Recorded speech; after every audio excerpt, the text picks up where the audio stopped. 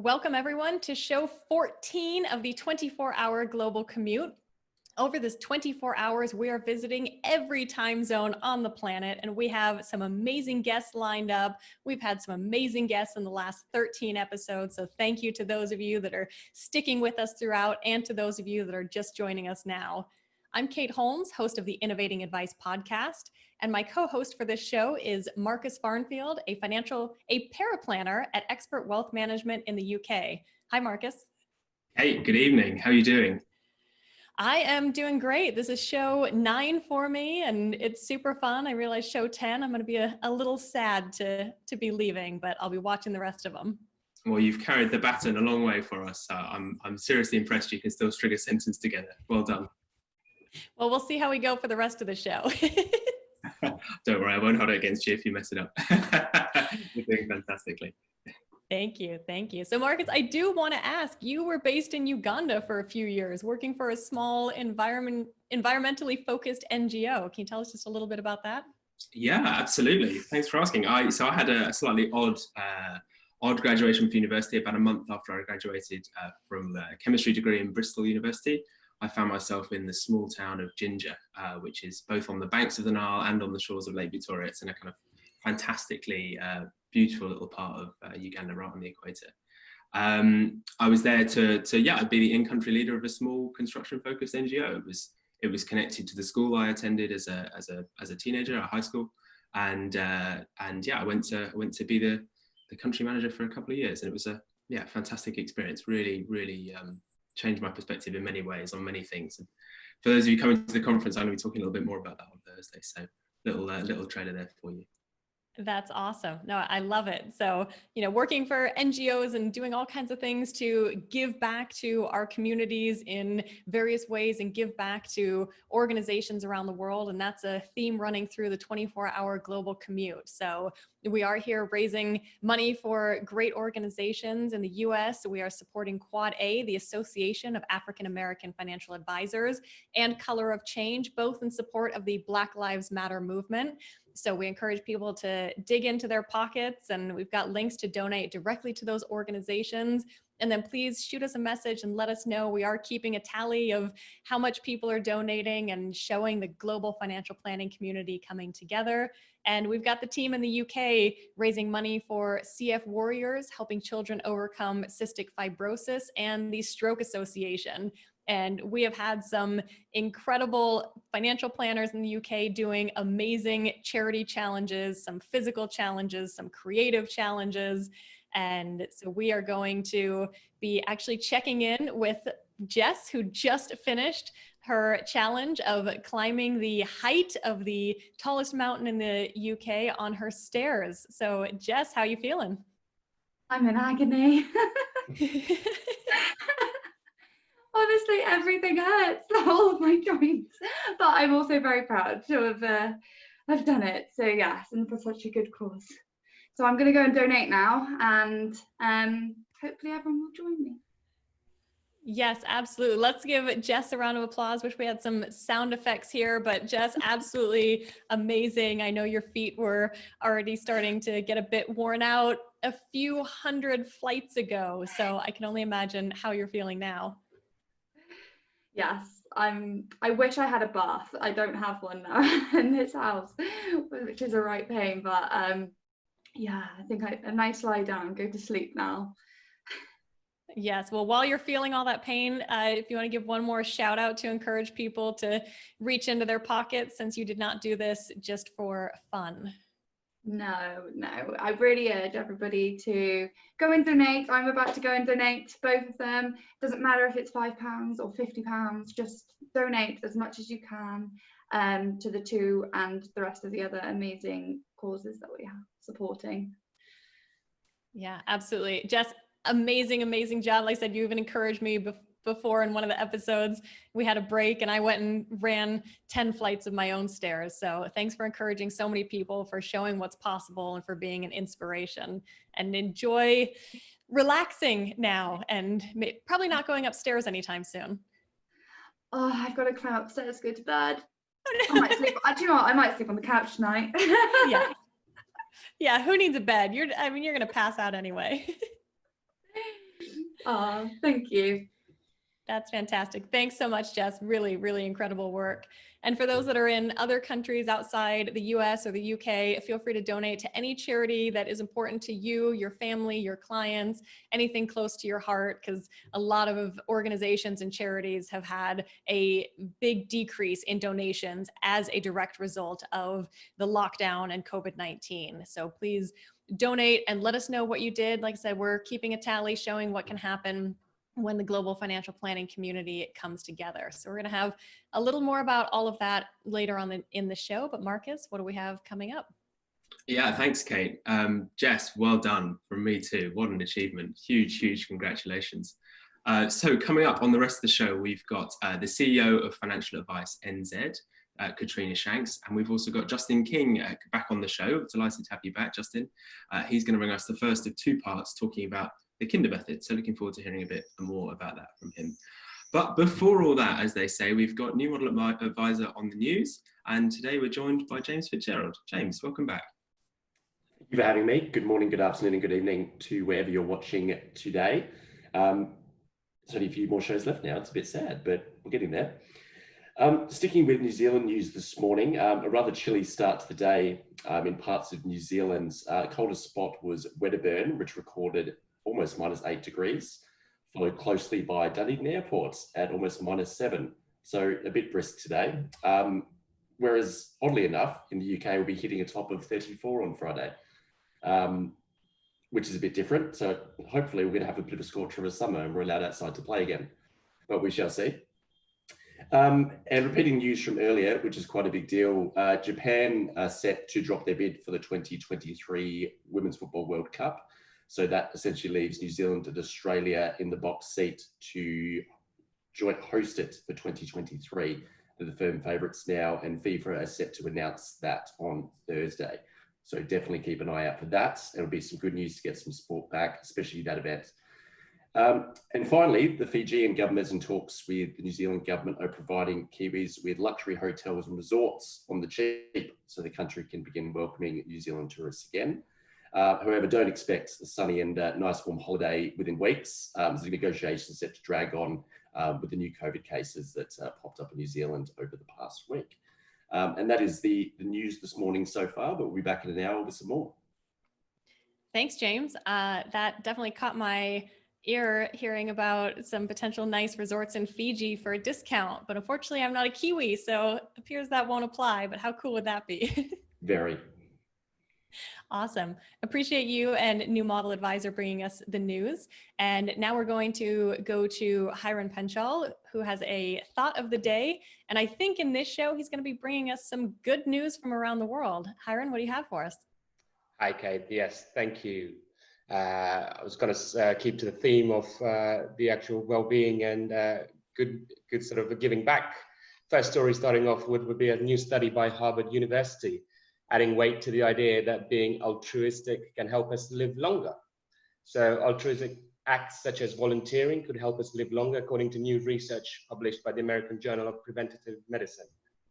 A study of 13,000 adults in the US found that people over the age of 50 who volunteer for 2 hours a week have a substantially reduced risk of mortality, less chance of developing physical impairments, and an improved sense of well-being compared to those who don't.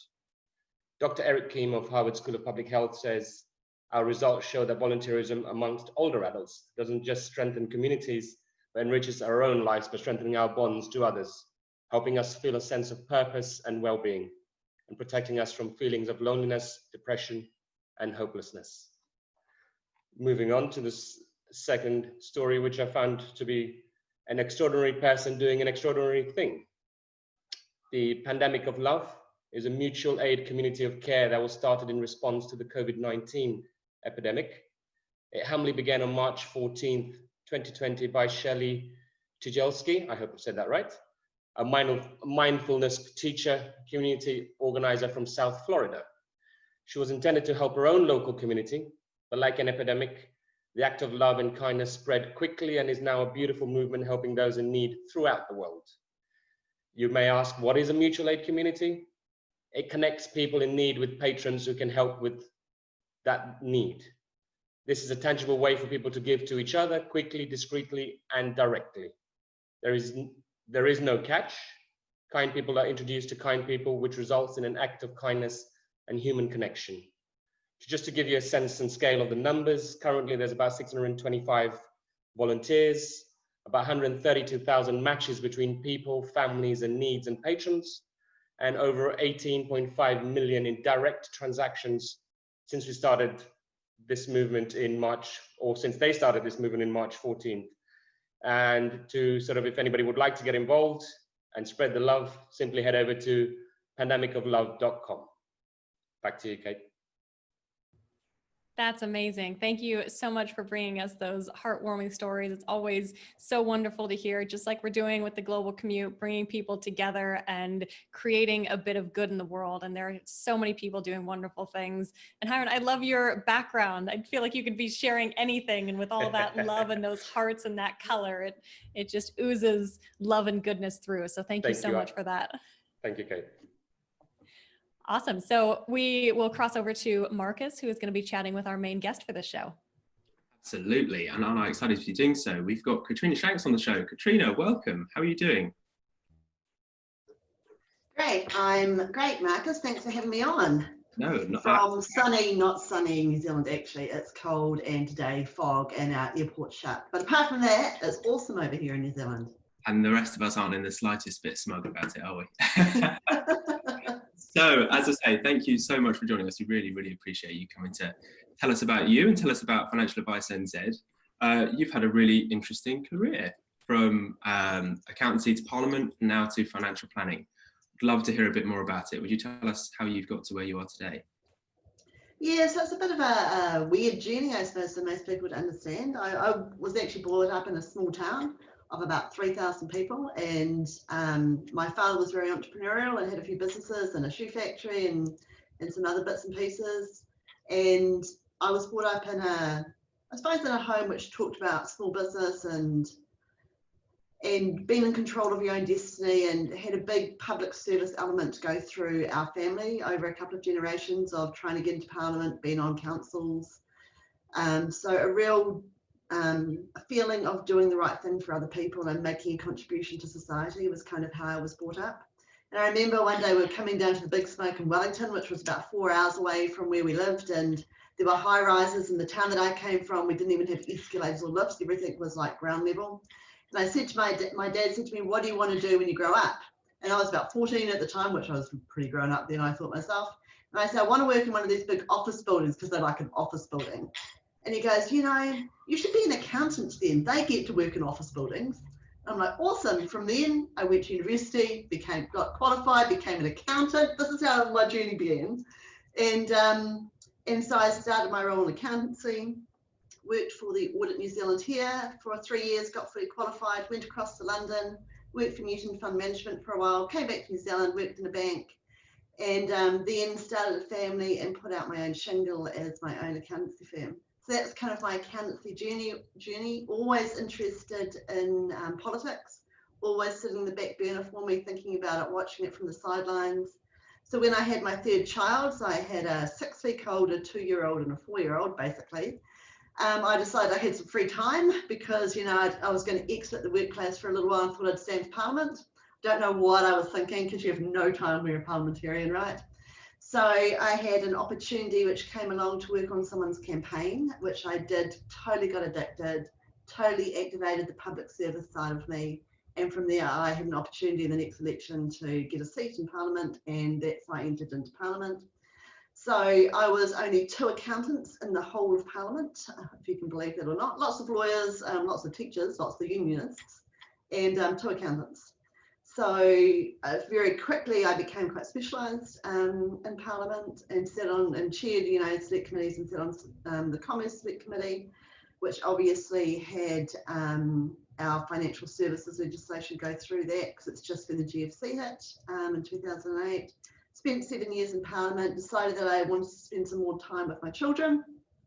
So I left Parliament, came out and got a CE job with Funeral Directors Association, which is kind of a really weird step, but actually totally in line with my own personal values of helping people, wanting to make a difference, which is what funerals do every day. funeral directors every day as they took that route. But also on the back of that, what really attracted me to the role was they had a funeral trust which had $52 million sitting in it, and I got the opportunity to run a fund basically, which is what I was really interested in, heading in that direction. So that gave me the opportunity to get that experience there, and then 3 organisations merged into one 2 years ago in New Zealand called IFA, PAA and NZFAA to create Financial Advice New Zealand, which is where I am today.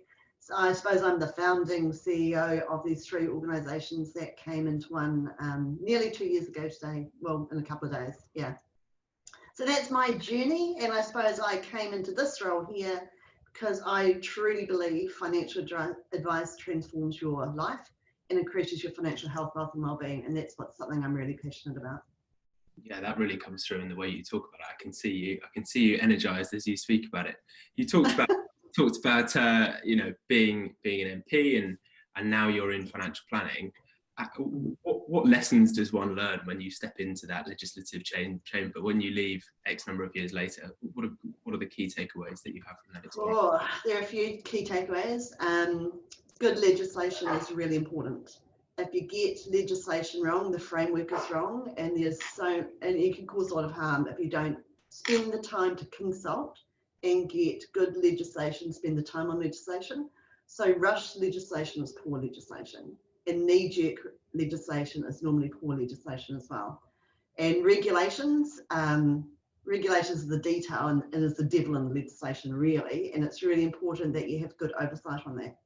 But I think if you take away, you know, how do you make legislation and the policy and the ability to get good policy advocacy is really important to ensure that you're getting good policy decisions made by government. So you've got to be really focused on putting the levers in the right place at the right time, because there is technique in good advocacy. It's not just about banging your drum in the media. There's lots of levers that you pull and push at the same time.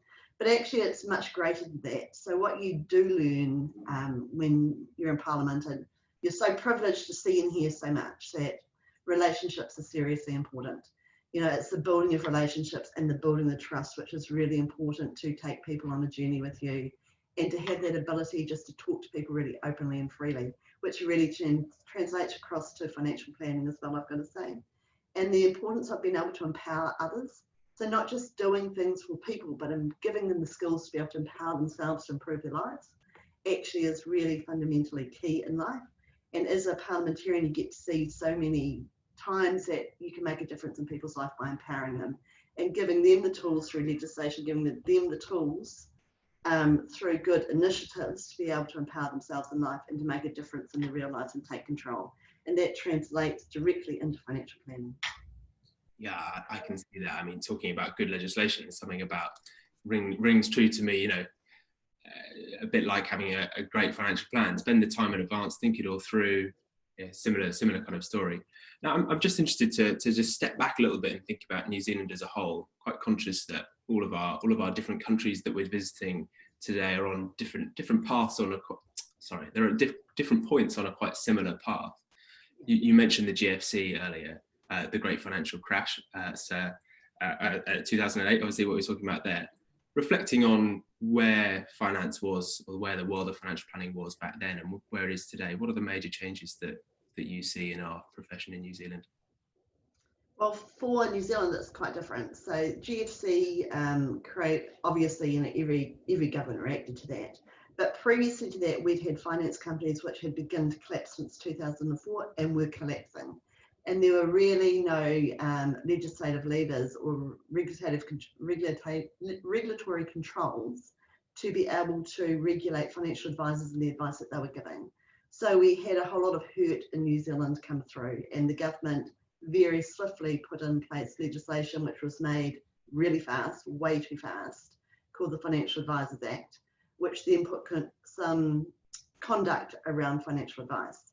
And that's the first time that had happened, to try and counter what had happened from the financial companies collapse since 2004. So that had been put in place really quickly, which did put conduct around financial advisors. And that conduct was related to individual licensing on individual financial advisors, and brought in a 2-tier system. So you're an AFA, an authorised financial advisor, which meant you had a qualification and you could give investment advice. And you're an RFA, which meant you gave a lower level of advice in terms of there wasn't investments in there, it was more around mortgage and insurance advice. So there was a tier of advice being put in place through that legislation. What we're seeing today is we've just got new legislation that's been put in place. It's not been enacted till next year, but they've taken away the tier and they've put everybody into the legislation and through the conduct. But what they've done is they've said actually everybody's pretty much equal in that. And so they've taken away the designation of an AFA or an RFA, so everybody's considered equal, whether you're giving mortgage advice or complex financial planning advice, actually you're all in the same bucket together now. So, and they've gone from individual licensing to entity licensing, which is exactly where Australia's gone from entity licensing to individual licensing, because they had problems with entity licensing and the conduct around that. So it's really interesting the journey that you go. So you go in this big circle really. And so what we've ended up with is we're going to have entity licensing from March next year by the looks of it. Wow, okay, that's interesting. It's great to get a bit of a sense as to the background. And looking forwards now, where do you see financial planning going in a New Zealand context? Well, I actually see it growing significantly, and for two reasons. The first one is that whenever you have a crisis like we have it, we've all got through crisis now in our own jurisdictions. And I think there's a lot of uncertainty still around job security, around we've got wage subsidies which are coming off. So people are really thinking about their finances, and we've got a really immature mindset in New Zealand about our financial health, wealth and wellbeing. We're great at spending and poor at saving in New Zealand. And actually it was only 13 years ago we brought in what's called KiwiSaver, which is a super scheme for your, a voluntary scheme for your retirement. And so we're maturing that conversation in New Zealand. And I think when we have moments like this, it brings a realization to people that actually they've got to start planning a little bit more when the unexpected happens. And that matures the conversation. And it's taking that maturity of the conversation from the immediate now of, I actually most really need to have a week or 2 weeks or 3 weeks, or as we know, 3 months savings put aside for if something goes wrong that I can't control. Actually, that little step further is like, and what's it going to look like in 10 years time or 15 years time for me, as I need to think about my financial well-being a little bit more. So what it's done, it's created more of a debate and more of awareness in New Zealand around your individual financial well-being, and I think that's a really good journey to go on. It's unfortunate that something like this has created that, but out of a crisis does come different ways of thinking. And I think I was talking to our regulator yesterday, and they were saying they're going around all the different jurisdictions, seeing what everybody's reactions are to help people get financially better off. And they're saying it's the person-to-person, personal relationships, personal advice, which is going to make the difference, not an ad on the television. So the regulator is now on board more with financial advice than they ever have been, and the importance of financial advice. We've just got to take that to that next step further and ensure that we reach through the consumer. And so what's the big challenges there that you see? Do you think is it getting more people into the advice space, making it a really viable and valued career out of university, and perhaps even instead of university for young people? Yeah, and that's difficult. Our structure is quite difficult in New Zealand for that. So, most of our advisors are individuals who have got individual businesses. We've got, I suppose it's 50-50, those that are in big organisations and the banks and those which are out in business on their own. But in New Zealand, the structure is very difficult because New Zealanders don't like paying for advice. That makes it very difficult. So, and we're also very underinsured in New Zealand. So in New Zealand, the way you start off is you give advice on insurance, and then it passes to investment basically as you take your journey for yourself on where you want to go in giving financial advice. So entry is in insurance for a lot of people, and that is commission based. So how do you build a business up to get to a sustainable level that you can give investment advice if you're going to be an independent advisor? It's quite a road to hoe. And so it's us understanding in New Zealand in the leadership roles how we can make advice look attractive but also sustainable for an income to start and to get going. Because you've got comparisons with other industries where it's more attractive to go somewhere else because you can get a better income to begin with. So how can we change the model slightly in New Zealand and take New Zealanders on the journey was actually okay for a bit of advice because there's value in it. So it's about making advice more professional than it has been before in New Zealand. And with the public then understanding if they pay for advice, it is because it's a professional service they're receiving and it does have a value. So it's also about us about changing the story that we tell in New Zealand about people seeking financial advice. It's really important as well. It just speaks to the power of stories, I think, doesn't it? You know, it's absolutely key. Yeah. So just as we begin to wrap up here, you've obviously had a vastly varied career to date. What's next for you? What else is there that needs to be taken on as far as you're concerned? Well, that's $1 million question, right? I don't think it's a matter of I think for me, it's like, what will drive me? What's the next thing that I feel I can make a difference in? And at the moment, I don't think I've finished this journey with financial advice in New Zealand. I think we've still got a way to go. So for me, it'll be like, what is going to drive me and feed me next to make the difference for how I want to help people? But also for me, opportunities, doors seem to open in front of me, and I seize them if they're the right opportunity for me. So it's about, finishing the job I've got to do here first, which I think is really important, because I think whenever we do anything, to me, it's important you leave a legacy somewhere. And I haven't quite done what I want to do here to leave the legacy of getting more people to seek financial advice, which is why I came into this role. So once I've done that, then I'll most probably put my head up again and go, what's my next opportunity and how can I make a difference? But, we're all here to make a difference, and it's about all driving for the right thing for the right reason. It feels to me like it's been a real theme of today. People really being in this profession to make a difference, be that into the profession as a whole or to people's lives. It seems to be the thing that links us all, no matter where we are in the world. So thanks for that really positive note, and thanks so much for joining us today. It's been a real pleasure talking to you. Thanks, Mark. It's been great. Thank you. Kate, over to you. What's up next? Thanks, Marcus. And thanks, Katrina. Seeing all these people doing these physical challenges, and even Gretchen being up for 24 hours doing crafting challenges, I'm feeling a bit lazy sitting here, and then hearing you with a 6-week-old, a 2-year-old, and a 4-year-old, and being like, I've got time on my hands. Crazy, right? Little crazy, but awesome. It's so great to have people like you pushing the profession forward and all the experience you bring. So thank you for being here, Katrina. My pleasure. So we're going to head over to Justin King of MFP Wealth Management and host of the Retirement Cafe podcast, who's going to share some insights with us into the Kinder method. And we're splitting this into 2. So he'll be joining us on the next show as well. So Justin, let's start talking through this episode about how you found the Kinder Institute. And before that, we'll just start with your journey into financial planning. Yeah, thanks, Kate, and it's great to be back. You're looking a lot fresher than I am, I think. So you're doing very well. I am a trainer for the Kinder Institute. Many of the listeners and yourself will probably know George Kinder, kind of known in the industry as the father of life planning or financial life planning. So I had a very traditional kind of way into the business. Slightly unusual at the beginning. At 16, I found myself homeless, and my mum and dad had asked me to move on quite quickly. And I was wandering the streets and knocked on a door, and an insurance brokerage. I met a man called Martin, and I said, "Can I have a job?" And he said, "Yeah, sure. I need someone to do the filing and fetch the sandwiches for everyone at lunchtime and that type of thing." So I got on a little training course with him for a small amount of money, and I found somewhere to live, and that was my introduction to the world of financial services. A few years later, I left and I went traveling, and I came down to New Zealand and Australia and Asia and things. As my pals were off to university to do great and wonderful things, I became a backpacker for a few years, and then interspersed with a few different careers. By 21, of running pubs and that type of thing, and living in London for a bit. And 21, I went back to Martin and I said, "Any chance of a job?" And he said, "Well, I haven't got any jobs, doing what you used to do, but you could sell life insurance."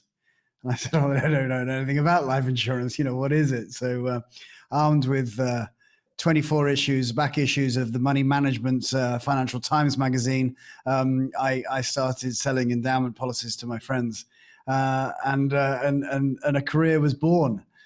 But very quickly I realized I really could do with knowing. I had that kind of sense, and this was early years of very light regulation in the UK. And I realized that I wanted to be qualified. I wanted to know what I was doing. I didn't feel that just the back issues of the money magazines were really the career and the education that I wanted. So I started on a career, and I started educating myself, and then I left and went traveling again, became a windsurfing instructor. I lived in the Philippines for a while, came back, worked for a couple of the bigger players in the UK. And then when I was 27, I think it was maybe just 26, I went back to Martin's door again and knocked on the door and said, "Can I have a job, please? I don't like working for these big firms." And he took me on again. And this time I became a director and a financial planner and head of his financial planning team at the time. And a few years later, had another one of those kind of pivotal moments. And some of you may be familiar with one of the George Kinder life planning questions, which is, if you went to bed tonight and turned out the light, you're going to die tonight. What did you not get to do, and who did you not get to be? Well, bizarrely, I wasn't familiar with George's work at the time, but I had that question delivered to me. I was on my way through Europe, on the way to a motor racing circuit called the Nürburgring in Germany, with a few pals one Easter. The year wasn't going well. My partner had left me, and we were out on our bikes, and a BMW did a U-turn in front of him. I hit him at 40 mile an hour. And was dead at scene, ruptured my spleen, broke numerous bones, cut my eyes, quite a mess. Woke up in a intensive care in a Belgium hospital, and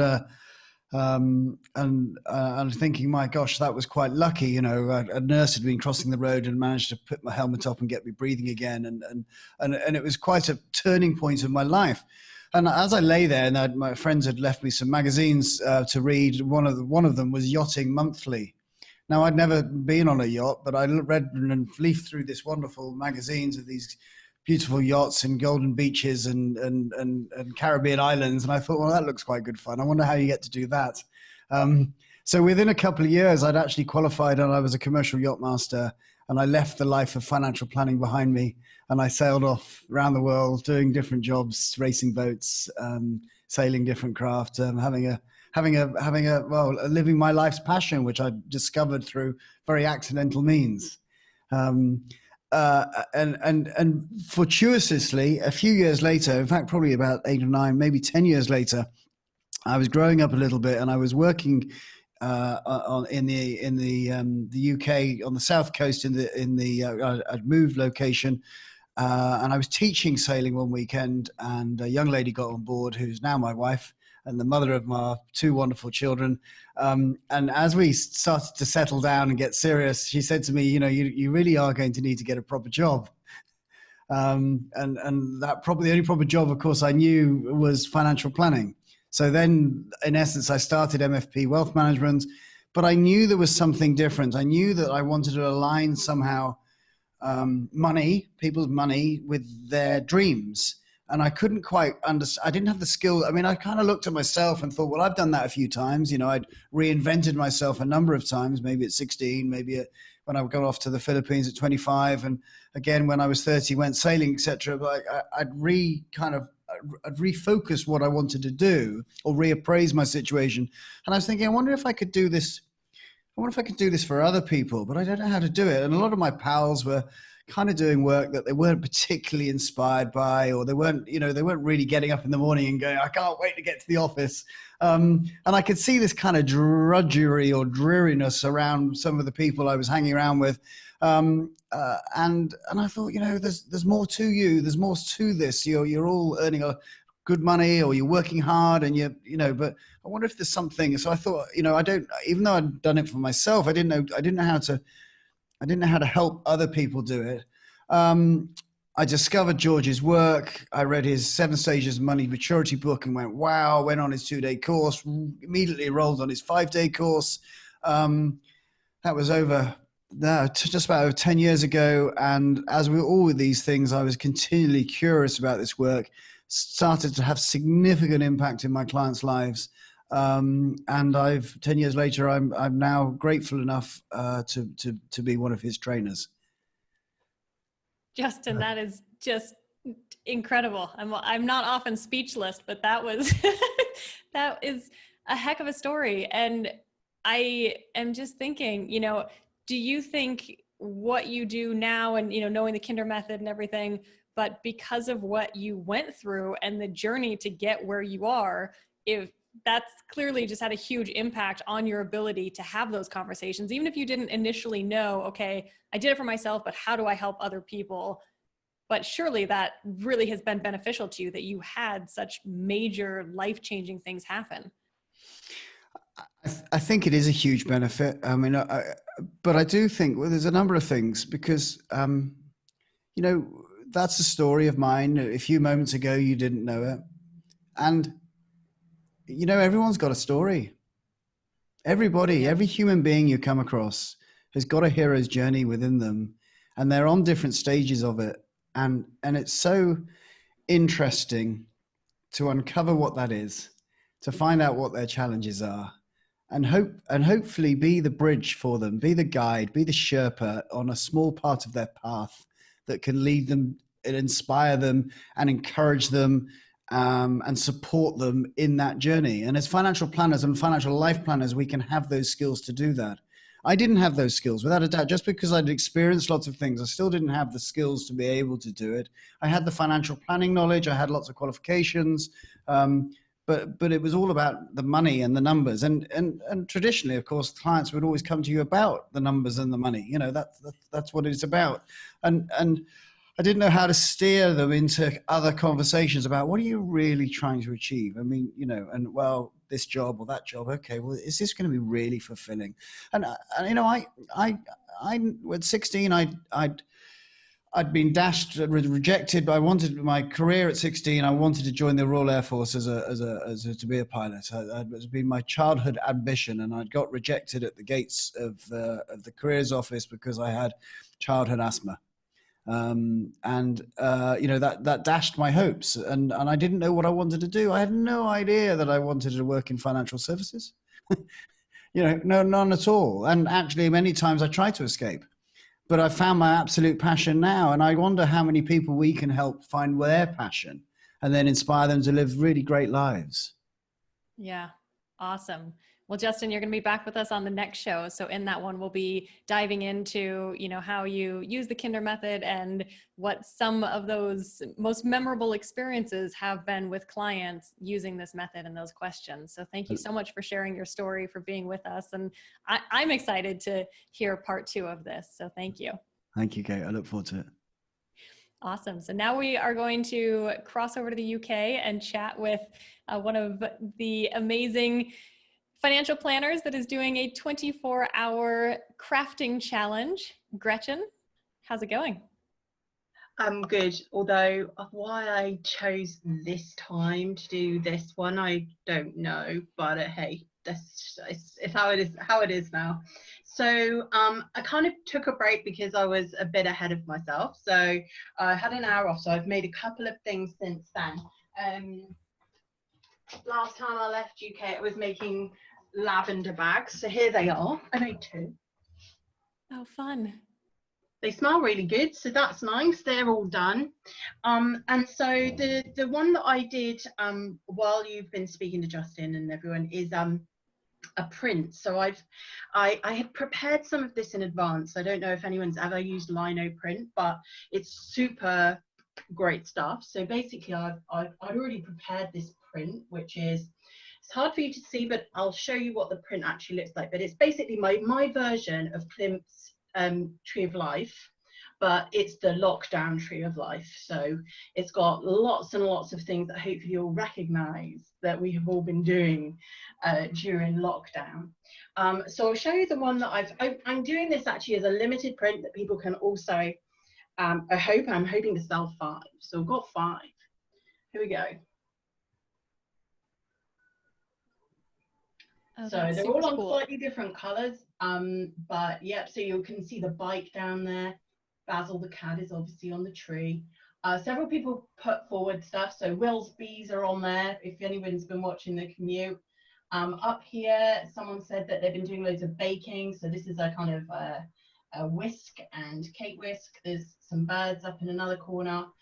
So I've done five of those. So I'm hoping that people will be kind enough to donate some more money, and we'll speak to Adam about how we're going to do that later on. And then the thing that I'm doing now, which was this slot, is going to be Adam Owen. But so far, we have this.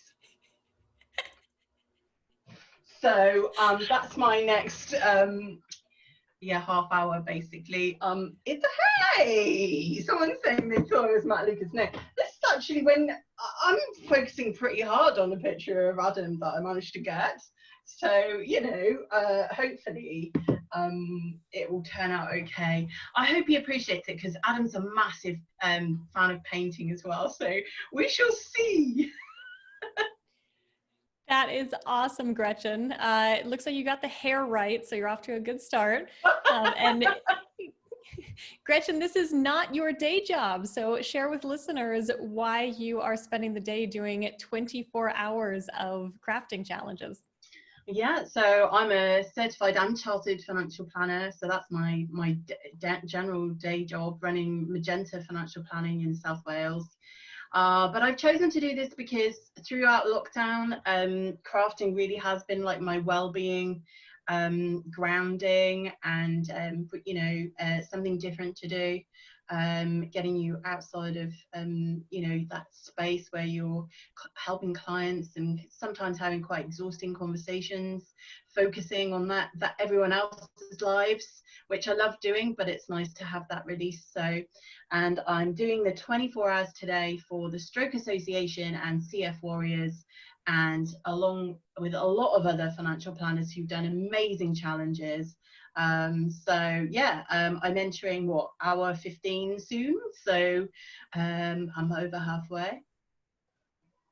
Well, looking good. It's been super fun to see. People can follow you on Twitter. You've been taking pictures and everything, and you know, people are going to be in lockdown for a while longer, but even if not, there are some super cool things you've done, and they're all, I think, fairly easy to get the supplies for, so it's not overly complicated stuff, but you are more creative than most, so they might not look as good as yours have.